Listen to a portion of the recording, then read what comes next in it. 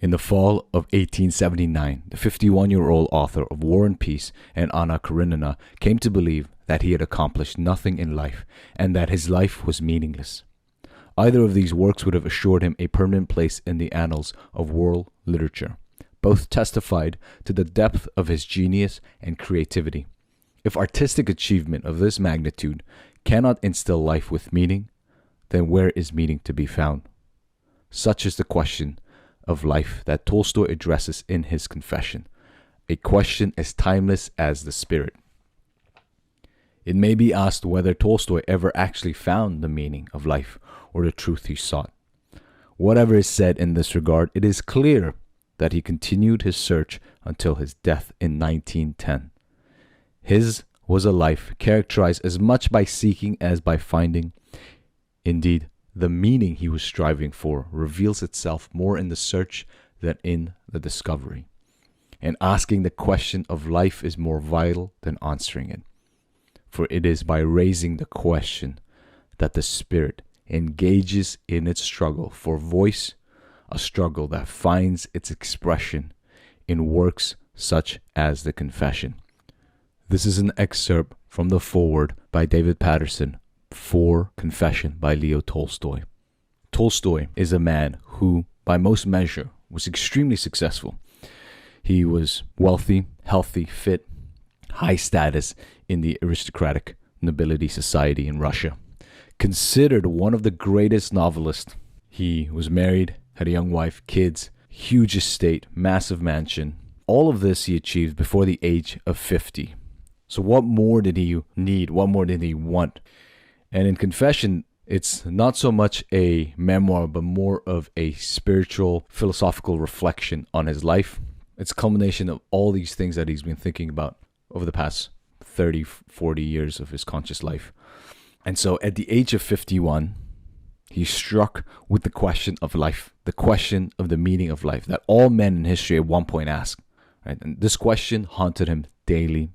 And he told himself that this question was trivial, that he could easily discover the answer to it if he just placed an effort to it. But he couldn't be bothered to place an effort, right? Because he thought it was too easy. Until one day, the question became so overwhelming that he describes it as a disease that you try to ignore, but the more you ignore it, the more you suffer and the more it spreads. And for him, the question of life, right, the question of the meaning of his life spread to every area of his activity that he could no longer do anything but address this question. And he talks about how he has all the wealth, he has the status, he has a family, he has a wife who loves him, kids who love him, the mansion, he has everything, but he was missing the one crucial thing that made all of this make sense, and it was meaning. He did not have meaning. And Tolstoy's story here is the direct opposite of Viktor Frankl's Man's Search for Meaning, which we did last episode, 001. In Viktor Frankl's Man's Search for Meaning, Frankl and many of his friends in prison are seeking to find meaning in the most dire situation. They are in the concentration camp. Their families, their loved ones have either been killed or are also in the camp with them. And they are searching to find meaning in the suffering. And Viktor Frankl comes away with this idea that a man must have a will to meaning, that he must have a mission greater than himself, a call upon his life by something other than himself. And only in this call, when a man has this, that he will forego the temptation, especially in the concentration camp, of suicide. Because why would you commit suicide if you know that there is another human being that you're responsible for waiting for you? Or you are a scientist who has great discoveries to do, but now you have to wait to do these discoveries until you've been freed. And for Viktor Frankl specifically, his family is killed during the Holocaust, but he's able to come out of it mentally much stronger than when he first entered the concentration camp. And it is all, according to Viktor Frankl, because of his will to meaning. But here with Tolstoy, we have the opposite. We have a man who lives lavishly, who has the status, who has the fame, who has the money, but he does not have meaning. And he does not know where to start to find this meaning. And the first 50 years of Tolstoy's life, he has spent accumulating material possessions. right? He talks about how he was focused on gaining the attention and the praises of those around him. Everything he did was for external praises. And this is the first point to note in Confession, and it's that you should not live for other people's praises. Because the moment you do that, you trap yourself in the cycle where every decision that you make, every word that you speak, every action that you take is all in the perspective of how will Jack think of me? How will Sarah think of me? Instead of having a high opinion of yourself, you want to gain and garner the opinions of others to help you build your own self-image up. And that is a recipe for disaster. So for Tolstoy, once he realizes everything that he's done is meaningless and realizes the wealthy and the poor will both die and will be buried in the same ground, he goes on a journey to figure out what the meaning of life is. And the epiphany that Tolstoy has is nothing new. It's a tale as old as time. We see this with King Solomon in Ecclesiastes, where he gives himself to all and any pleasure that his eyes lay upon. He doesn't deny himself anything. King Solomon is considered one of the richest men in history, leaving aside the scholarly debate about whether Solomon actually wrote Ecclesiastes. But Solomon concludes that all is vanity. Nothing lasts, everything will die. Then we have the stories of Buddha when he realizes the suffering that is outside of his palace and he abandons all his worldly possessions to seek enlightenment and to overcome the suffering, because he realizes no material possession will ever satiate the infinite aching that the human heart has, and that life is characterized by suffering, and we suffer most when we are attached to material possessions.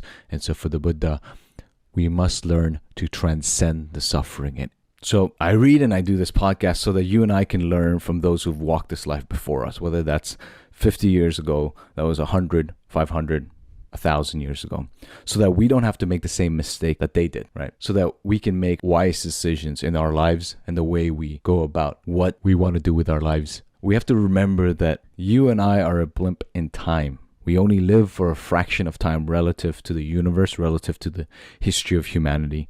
We don't live long enough to gain all the knowledge and wisdom from the collective human consciousness. If we wanted to, we'd have to live forever. But what we can do is we can read about the lives, the ideas of those who've lived 100, 500, 1,000, 2,000 years before us and learn from them, learn from their advice, learn from their mistakes. And I think it's important that wherever you are in life, you are self-reflective on what you want to do the next 10, 20, 40, 50, 60 years from now, and have that in perspective, and making sure that the 80-year-old version of you will not look back on life as Tolstoy is looking back on his life and realizing that everything that he has done is all meaningless. Everything is meaningless. So jumping into the book, I want to start with this fable that Tolstoy brings up. There is an old Eastern fable about a traveler who is taken by surprise in the steppes by a raging wild beast. Trying to save himself from the beast, the traveler jumps into a dried well. But at the bottom of the well, he sees a dragon with its jaws open wide, waiting to devour him. The unhappy man does not dare climb out for fear of being killed by the wild beast, and he does not dare jump to the bottom of the well for fear of being devoured by the dragon. So he grabs hold of a branch of a wild bush growing in the crevices of the well and clings to it. His arms grow weak, and he feels that soon he must fall prey to the death that awaits him on either side. Yet he still holds on. And while he is clinging to the branch, he looks up to see two mice, one black and one white, evenly working their way around the branch of the bush he is hanging from, gnawing on it. Soon the bush will give way and break off, and he will fall into the jaws of the dragon. The traveler sees this and knows that he will surely die. But while he is still hanging there, he looks around and sees some drops of honey on the leaves of the bush, and he stretches out his tongue and licks them. Thus I cling to the branch of life, knowing that inevitably the dragon of death is waiting, ready to tear me to pieces, and I cannot understand why this torment has befallen me. I try to suck the honey that once consoled me, but the honey is no longer sweet. Day and night, the black mouse and the white mouse gnaw at the branch to which I cling. I clearly see the dragon, and the honey has lost all its sweetness. I see only the inescapable dragon and the mice, and I cannot turn my eyes from them. This is no fairy tale, but truth, irrefutable and understood by all. When I read this the first time back in 2017, 2018, this fable stood out to me and it stuck with me. And I think about this fable all the time, because what Tolstoy is getting at here is that every single one of us will die, and death is something you cannot outrun. There are some of us who live as if there is no wild beast who would chase us into the well, or that there is a dragon waiting to devour us. And Tolstoy talks about this. He talks about how there are some of us who are completely oblivious to all of it. They're ignorant to all of it, and they continue to lick the honey on the leaves of the bush. And he calls these people the Epicureans, right? Their moral stupidity makes them ignore the dire situation they're in, even though they know their life is meaningless. For Tolstoy, the drops of honey were love for his family and writing. Once he realized this was meaningless, the honey lost its sweetness. And at the age of 51, this realization brought him to the edge of suicide. And so this book comes with a warning about a man who knows that he should commit suicide because he believes that life is meaningless. And if life is meaningless, there is no difference between living and dying, right? It's probably better, according to Tolstoy, to die, because if you continue living knowing that life is meaningless, then you are being logically inconsistent and you don't have the courage to do what it takes to commit to your beliefs, which is that you should destroy your own life. So that is the warning before reading this. And here's Tolstoy. The question that brought me to the edge of suicide when I was 50 years old was the simplest question lying in the soul of every human being. The question without which life is impossible. Such was the way I felt about the matter. The question is this: what will come of what I do today and tomorrow? What will come of my entire existence? Expressed differently, why should I live? Why should I wish for anything or do anything? Or to put it still differently, is there any meaning in my life that will not be destroyed by my inevitable approaching death? That is Tolstoy. That is Tolstoy at the peak, when he realizes nothing that he does, nothing that he will ever do can fulfill this aching meaninglessness that is within him. Now, it is interesting because the way he climbs out of the sheer despair is that he believes that he had concluded that life is meaningless based upon his own life. So he went from a particular life, which is himself, a subjective life, and then generalized it all and said that all life is meaningless and every individual life is also meaningless. So he says, I realized that in asking what is my life and then answering an evil, I was entirely correct. The error lay in the fact that I had taken an answer that applied only to myself and applied it to life generally. I had asked what my life was, received the reply evil and meaningless. And so it was. My life wasted in the indulgences of lust was meaningless and evil, and the assertion that life is meaningless and evil thus applied only to my life and not to life in general. Before we jump into what the solution for the meaning of life is, what the answer to it all, I want to give more background to the situations leading up to it all. At this point in history, serfdom has now been outlawed. The Orthodox Church in Russia is having issues internally. And Tolstoy, the first time he rejects Orthodox Christianity, which is what he was raised in, is when he realizes that the clergy within the church did not practice what they preached. And it's not just the priest that Tolstoy has a problem with. He has a problem with the atheists, the Epicureans, the ignorant. None of them seem to have skin in the game. And this is a theme that comes up over and over within this book. And it's that if you believe in something and you preach it, Tolstoy believes that you must then back it up with action.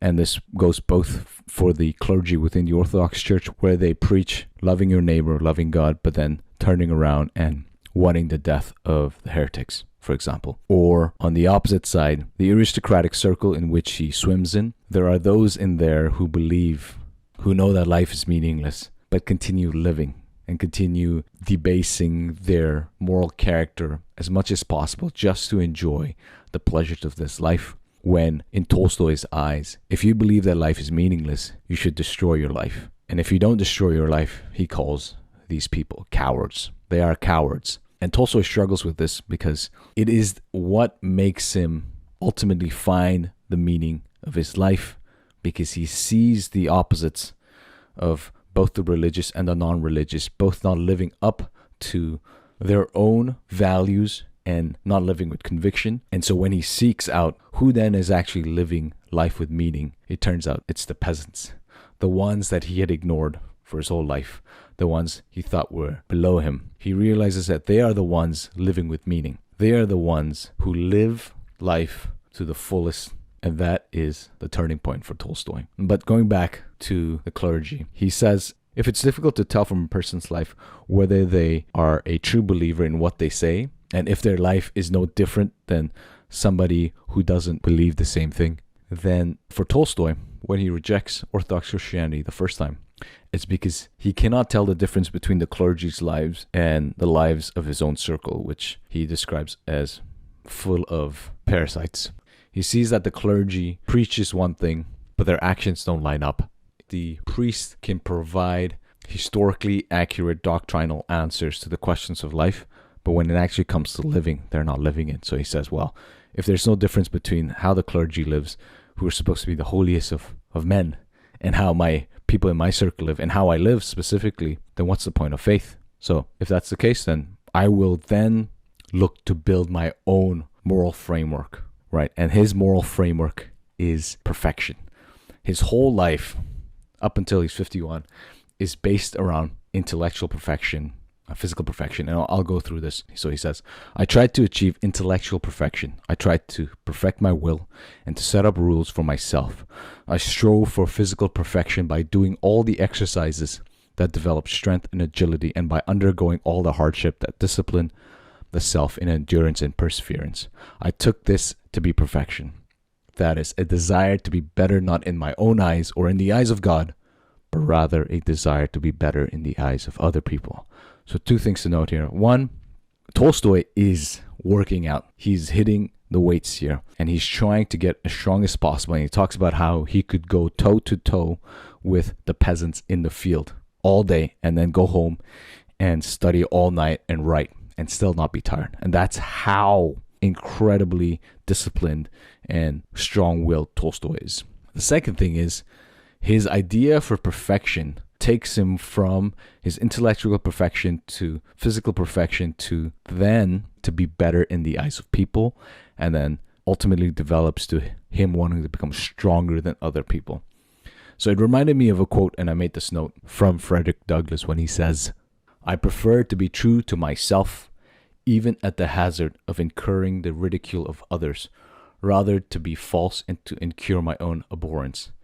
Douglass is saying the opposite. He's saying, look, it's better to be true to your conviction, to stick firm with your conviction, and to not be at the whim of other people's opinion. Because when you are not true to your own convictions and live for other people, you ultimately end up developing self-hatred because you have not lived up to your own expectations. And the danger for you and I is placing too much weight on the opinions of others and being fearful of what other people might think of us, and being fearful of getting ridiculed by others. And a perspective that I keep in mind is we're all going to die. Every single person, your loved ones and those who hate you. So if everyone is going to die and you keep the perspective of our mortality in your mind, you can take swifter action with more conviction and with more courage. And the second thing to note here is you have to become the strongest voice in your own head. You cannot depend upon others to build you up. If you depend on other people to build you up, then other people will break you down. So it is important to practice self-talk. But when you spend time just paying attention to the voice in your head, you will notice that the internal dialogue that you have determines many things that you believe about yourself. And so cultivating and culling the voice to speak in ways that build you up is very, very important. Now, in all of this, Tolstoy still has this voice in his head that tells him that what he's doing is not right, but he ignores it. He says, during this time, I began to write out of vanity, self-interest, and pride. I did the same thing in my writing that I did in my life. In order to acquire the game and the money, I was writing for it.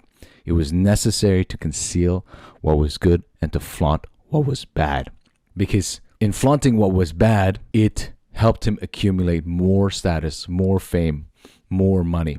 It became a drug for him. It was a game for him. And Tolstoy is in the army, goes to war, the Crimean War. When he returns, he moves to St. Petersburg. And it is during his time at St. Petersburg that he begins to live for others. The thing I noted when I was reading this is when he starts living for others, he says, "They accepted me as one of their own, heaped flattery upon me. Before I could turn around, the views on life, particular to the writers with whom I associated, became my own. And before long, all my previous efforts to become better were completely at an end. Having no discipline myself, I let these views justify me." I made a note, and the note says, when a man lives without strong moral framework and conviction, he will fall to the lowest base of his peers. If you do not have a strong moral framework, whatever the whims of the society, the culture is, you will embrace it.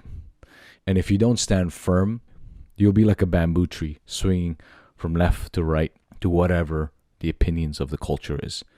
And this is one of the biggest issues that we have. We live in a relativistic culture right now. Everybody believes that they have their own truth, that there is no truth. There is no objective universal truth.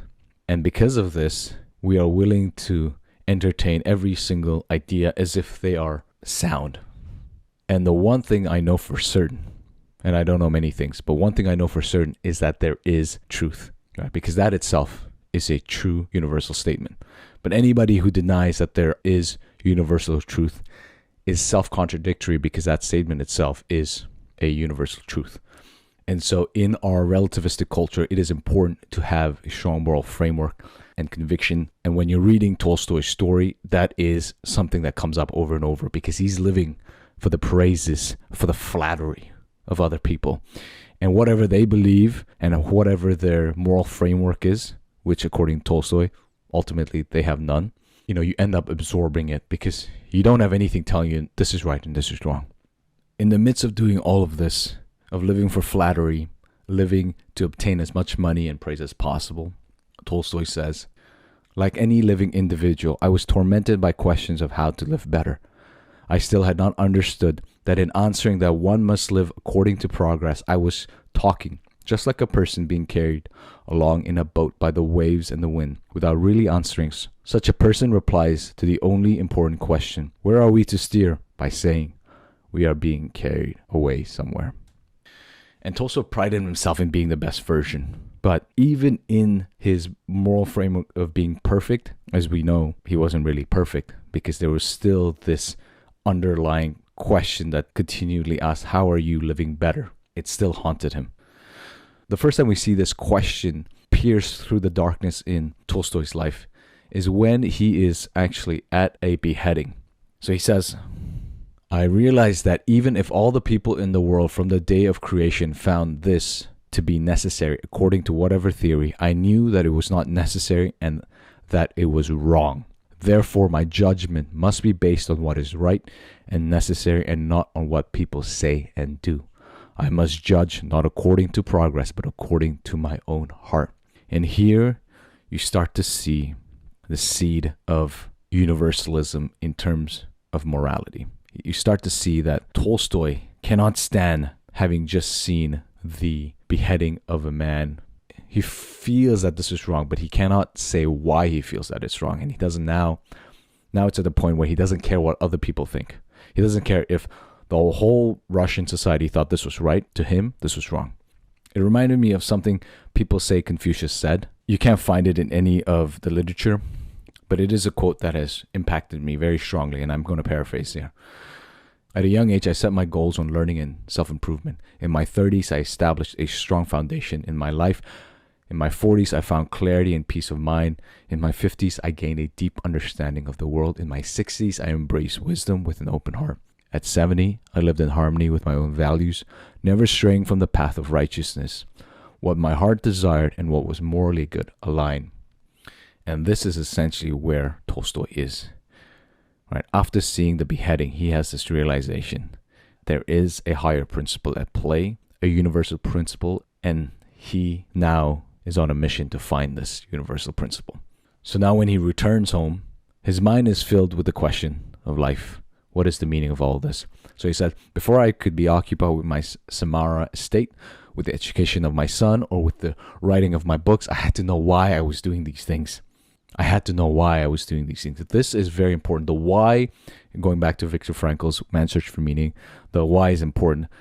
Frankl mentions Nietzsche's quote, "He who has a why to live for can bear almost anyhow." If I could have a quote that summarizes this book, it's this. And so with Tolstoy, he is here trying to figure out what his why is. So to give you more background on how much wealth Tolstoy has, and so he has an estate. The estate is massive. Okay, Tolstoy owned 16,200 acres in the Samara province and 300 horses. Now, 16,200 acres is equivalent to 12,272 football fields. Just think about that. That's how much land Tolstoy owned. So he says, I had already tasted the temptations of authorship, the temptations of enormous monetary rewards and applause for worthless work, he says. And I gave myself up to it as a means of improving my material situations and as a way of stifling any question in my soul concerning the meaning of my life and life in general.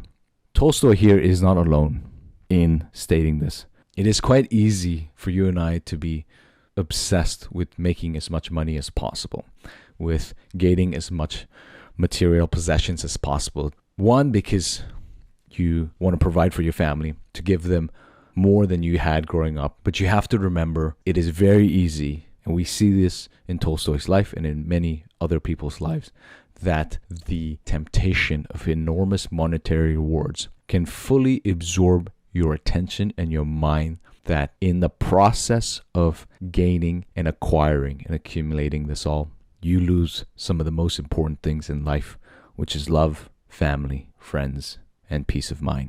And we don't have to look very far to see this play out. We see this in some of the elite Hollywood actors and actresses. They are some of the people who have the most, whether that's material or in terms of status. They're loved by the masses. They're loved by the media.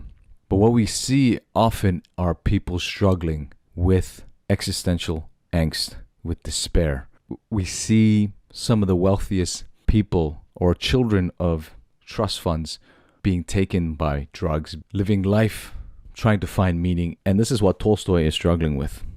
Right? He's had it all, he's gained it all, but he has no meaning. And that's because Tolstoy realizes all this material rewards that he has, he cannot take it with him to the grave. Why would he want to die? What's the point of being buried, the richest man in the grave? The poor and the wealthy man die the same. And Tolstoy, for him, this is very difficult to come to grips with. So Tolstoy says, in the middle of thinking about fame that my works were bringing to me, I would say to myself, very well, you will be more famous than Gogol, Pushkin, Shakespeare, Molière, more famous than all the writers in the world. So what? And I could find no reply. So what is the question that haunts Tolstoy in the middle of the night? And this question haunts him, and haunts him even more so because he cannot find any reply. And the only reply that is on the tip of his tongue is that this whole thing is meaningless. Everything is meaningless. And it reminded me of a quote that Jesus says in Matthew 16:26. And this is another quote that has impacted me profoundly, and I always reflect on this quote. Jesus says, what profits a man if he gains the whole world but loses his soul?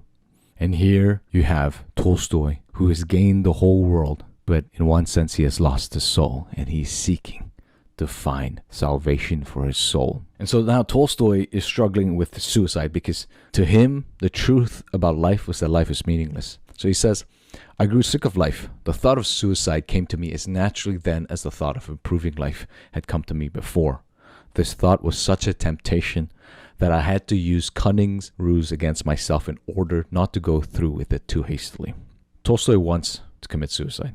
He believed that it was the next logical step if life is meaningless, because being alive and being dead is no different if everything else has no point. This thought of suicide was so strong that he actually went and stopped hunting because he didn't want to be put in a place of temptation where he would just shoot himself. And even though he had a wife, kids, the estate, his fame continues to grow, the thought of suicide never left him. This is somewhat in contrast to Viktor Frankl, because Viktor Frankl says, look, if you have somebody that you are responsible for, then you're not wanting to die and you will not give up on yourself. And that is a strong point that Frankl makes. When in the prison camp, Viktor Frankl is able to talk two people out of suicide precisely by getting them to think about the future. But here we have Tolstoy. Not only does he have a beautiful wife, kids, who he's responsible for, yet he still is scared of himself because he thinks he's going to commit suicide, right? The idea that you're responsible for some people and therefore you are unlikely to go ahead with suicide. For Tolstoy, it didn't matter to him. It didn't matter because he believed that everything was meaningless. That his wife could not give him meaning, his kids could not give him meaning, his fame could not give him meaning, nothing could give him meaning, right? The growing recognition as the greatest novelist in the history could not give him meaning. So in trying to find this meaning, gets to a point where he thinks, okay, there are two fields that can help him answer this. One is experimental science and two is speculative philosophy. He says with the experimental science, he read as much as possible. He spoke to as many scientists as possible. You have to remember, he has access to anybody he wants to talk to. So he talks and reads as many books as possible. Then same thing with philosophy. He speaks to as many philosophers, reads as many books as possible. But then he concludes that neither of them had any answer for this. With the sciences, he says, the less they have to do with the question of life, the clearer and more precise they are. Then, when referring to philosophy, he says, the more they attempt to provide answers to the question of life, the more vague and unattractive they become. And you and I know that science will never provide an answer to the meaning of life, to the question of the meaning of life, because science can only give quantitative answers of how this works or how that works, but never why this is organized in this manner or why do I exist and is there meaning in this life? Because any time any interpretation is made within science, it is no longer science. But when it comes to philosophy, philosophy acknowledges the question of is there meaning in life? But the problem that Tolstoy finds is that there is no consensus on the answer and it's full of obscurity. So then he's left in despair. He says, not only had they found nothing, but they had clearly acknowledged the same thing that had brought me to despair. The only absolute knowledge obtainable by man is that life is meaningless. He compares himself to a man lost in a forest. And he's looking in the forest. He looks up, he sees no houses. He goes down into the forest, he sees no houses. And all he sees is just unending darkness. And this is where he feels like he is. He says, what is the meaning of my life? It has none. Or what will come of my life? Nothing. Or why does everything that is exist and why do I exist? The only answer that he comes up with is because it exists. So as I mentioned earlier, Tolstoy believes that he should commit suicide but does not have the courage to actually complete the act. Because he's terrified of death. He's terrified of it even though he knows that his life is no different alive or dead.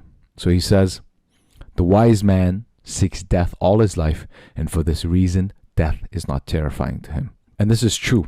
We should face our mortality. So then for Tolstoy, he thinks that there are four means of escaping the reality that he's come to.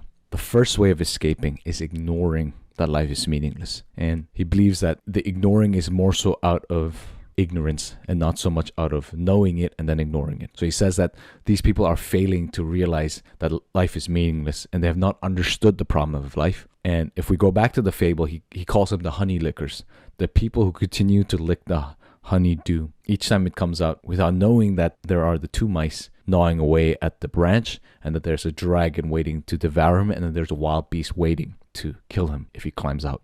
The second way of escape is the Epicureans.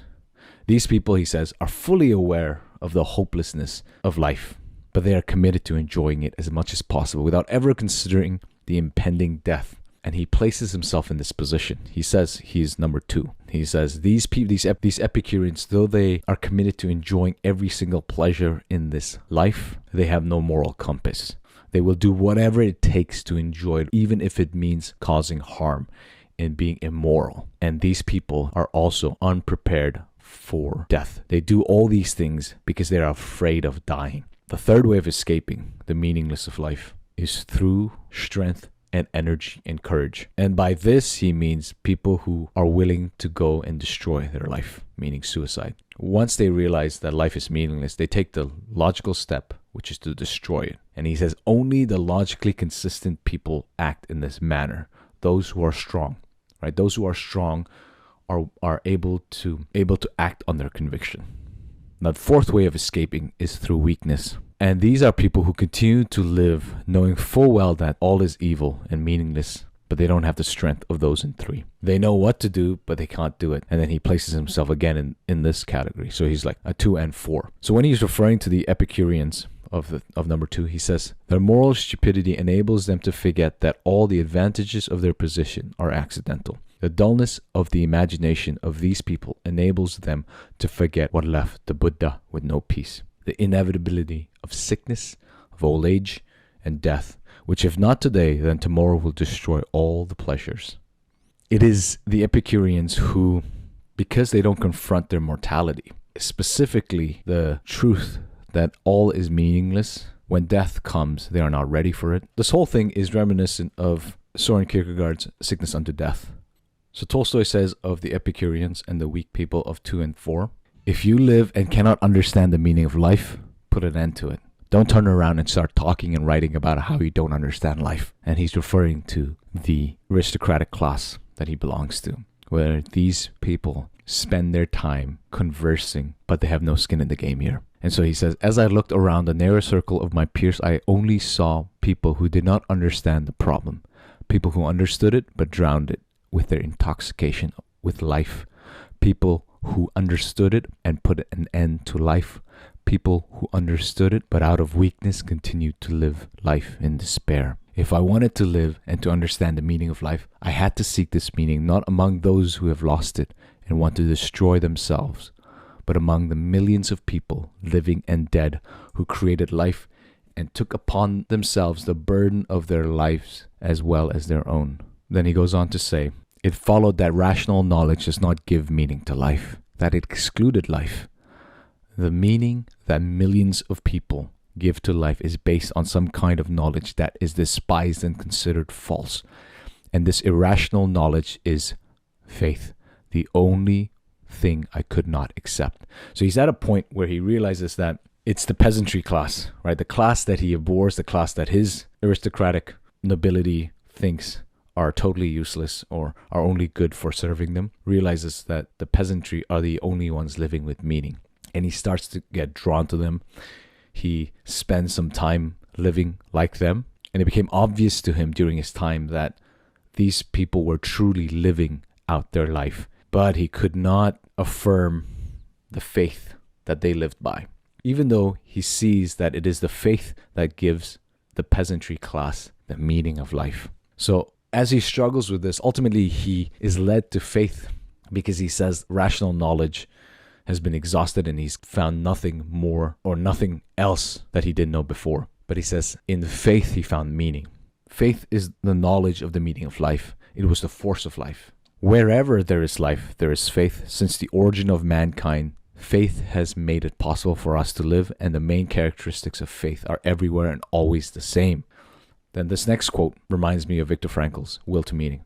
Faith is the knowledge of the meaning of human life, whereby the individual does not destroy himself but lives.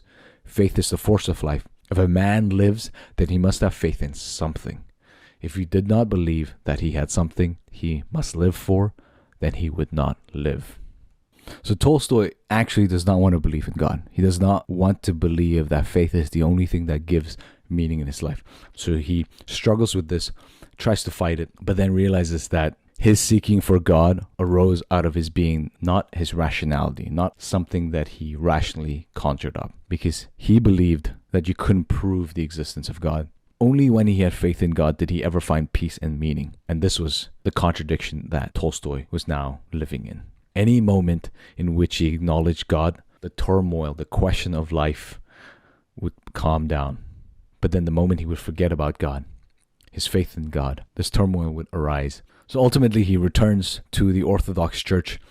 But when he joins it not because of the priests. He finds that the clergy live life no different than he had lived. So earlier, he strayed away from it because he looks at these clergy and sees that their life is not what is being taught in the church. So then he goes down a path where he says, my straying had resulted not so much from wrong thinking as from bad living. I realized that the truth had been hidden from me, not so much because my thoughts were in error, as much as my life itself had been squandered in the satisfaction of lusts, spent under the exceptional conditions of Epicureanism. But he finds that the peasantry class, even though their lot is worse by every measurable standard materially than the aristocratic nobility class, he sees that these people are not unhappy, right? These people, he says, endure sickness and tribulation without question or resistance peacefully, and in the firm conviction that this is as it should be and cannot be otherwise and is good. These peasants see suffering not as something to avoid,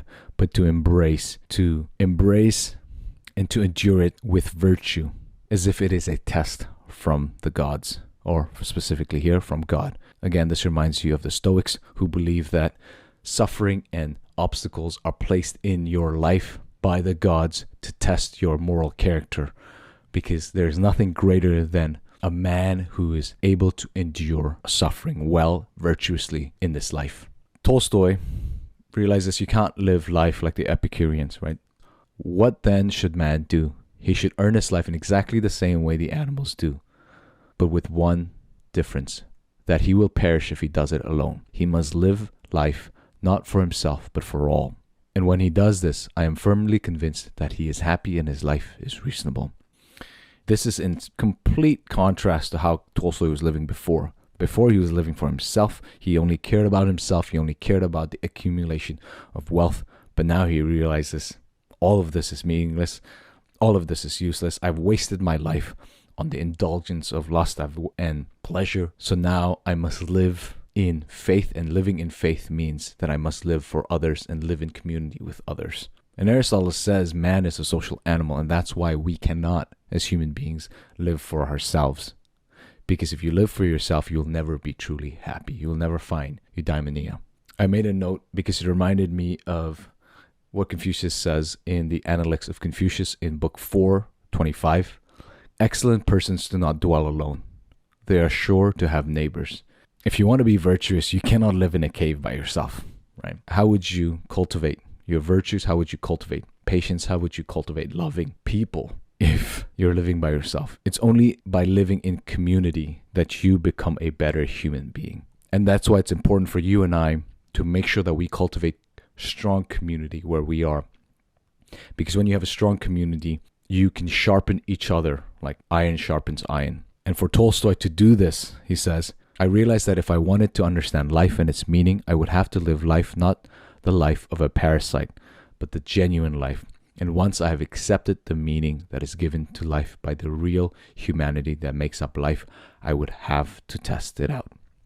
And here he's talking about living in community with others, sharing it. So he is actually considered an anarchist, a Christian anarchist, because he gets to a point in his life where he, and it's not in Confessions, but it's later on, he tries to give away, or if not gives away, many of his possessions. And this is where the turmoil within his marriage begins. And it's a good reminder for you and I that in Tolstoy, as he's trying to give away all his possession, his marriage becomes unstable. It gets worse, and there's a lot of tension in the marriage. And it's surprising because here's a man who's realized that you must live in community, in love, but cannot do that with his wife. And I'm always reminded when I'm thinking about success, what success means, of two very well-known martial artists, Khabib Nurmagomedov and Conor McGregor. Both of them are, by their own right, extremely successful. I believe that Khabib is the more successful person, if not the successful person, because Khabib is a man who has remained loyal to his family, faithful to his wife, honors his father and his mother, and is not tempted by the vanities of this world. Now, I'm not saying that he's not, but from somebody looking in, it looks like he's not. Whereas with Conor, he seems to be the opposite of Khabib. And so it's important for you and I to remember that there is no point in gaining everything there is to gain, making as much money as possible, if in the process we abandon our family, we become unfaithful to our spouses, abandon our children, live life of pure vanity, because then at the end of it, what's the point of dying alone? If on your deathbed, your family and your friends despise you, no matter the amount of money in your bank account, no matter if you have said the most perfect orthodox answer within your own religious group, you would have failed. Because this life is not worth living if it is not for love. You see, for me, I'd rather die a man who does not believe in God, but is surrounded by his family, than a man who believes in God, but is cursed and despised and dies alone. I'd rather die a man who has no wealth, but is surrounded by his family, than a man who has all the wealth in the world, but is despised and dies alone. The point that Tolstoy makes is that the ultimate failure in life is never having found meaning and love of God and love of neighbor. So he says, live seeking God, for there can be no life without God. And for Tolstoy, and it is that to live a meaningful life, you have to have faith in something greater than yourself, and to be able to endure suffering and hardship, and to not pursue vanity, for in pursuing vanity you will be blinded. And I quote, among those who have understood the meaning of life, who know how to live and die, I saw not 2 or 3 or 10, but hundreds, thousands, millions, and all of them, infinitely varied in their customs, intellects, education, and position, and in complete contrast to my ignorance, knew the meaning of life and death, labored in peace, endured suffering and hardship, lived and died, and saw in this not vanity, but good. And I made a note here because it reminds me from book 4:8 from Confucius. If at dawn you learn of and tread the way, you can face death at dusk. And it's a reminder for us to face our death before death comes, because if death approaches us when we are not ready, we will tremble and we will shake. But if you can face death before death comes, then the life that you live now, you will live as if you've already died, and you will make the decisions that you make not out of fear. You will make the decision from a place of eternity. You and I must be reflective on the actions that we take in this life to make sure that we are not one doing things to please other people, to impress other people, but that you and I are making decisions, living our life in a meaningful way by living with others, confronting our mortality, by loving those around us, by laboring in peace, by enduring suffering and hardship virtuously. And in so doing, that's where we'll find the meaning of life. I want to wrap up with 3 things. One, I think it's very important that we don't mistake Tolstoy's conclusion that it is only faith in God that gives meaning. And where Tolstoy ends up with this is that he ends up giving up everything. All his material possessions, he tries to give it away. He almost abandons his responsibility to his family in that. And so what we can learn from here, one is, it is not that wealth is immoral, right? We don't want to go to the extreme end with Tolstoy and say that we should not have wealth, we should not have any money, we should abandon it all.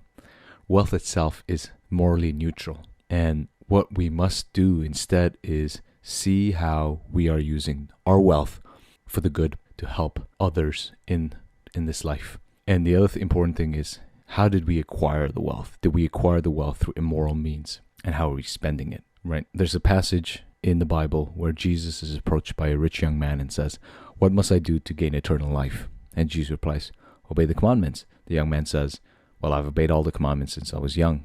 What more do I need to do? So then Jesus says, if you want to be perfect, go sell what you have and give to the poor, and you will have treasure in heaven, and come and follow me. And at this, the young man is saddened and goes away sorrowfully, for he had great many possession. And Jesus turns to his disciples here and says, it is easier for a camel to go through the eye of a needle than for a rich man. And this is because the rich man is tied to his material wealth, and all he cares about is accumulating it and protecting it and nothing else. And this was the case of the rich young man. It was not that Jesus was saying that the wealth that this man had was bad, but it was that his neighbors were suffering, but the young man was not doing anything about it. So Jesus' point is, if you truly were obeying the commandments, then you would use your wealth to help your community, those who are suffering. But this young man was so tied to it that he could not do anything but continue to harbor the wealth selfishly.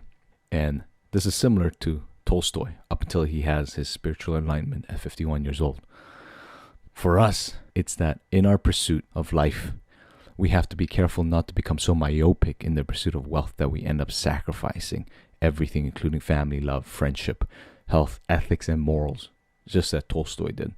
And just as Tolstoy's elite nobility circles were doing, right, the Epicureans, where they only cared about pleasures, and they didn't care about the morals or the ethics surrounding how they acquired their wealth, what they did with their wealth. The second thing is, I think it's important to realize that Tolstoy is a man who had dedicated himself to the craft of writing. He had dedicated his life to perfecting it, and I think there's something to be said about that. I think it's important for you and I to find a craft that we can perfect our whole life. And that's what is beautiful about craftsmen, the ones who've dedicated their whole life into becoming excellent at what they do. We have a moral obligation to make the most of the talents that we have, the skills that we have, because when you employ your whole being into perfecting, into becoming excellent at a particular craft, a sense of meaning is derived from it. I'll wrap with that. I highly recommend getting this book, Confession. I'll see you next week. Peace.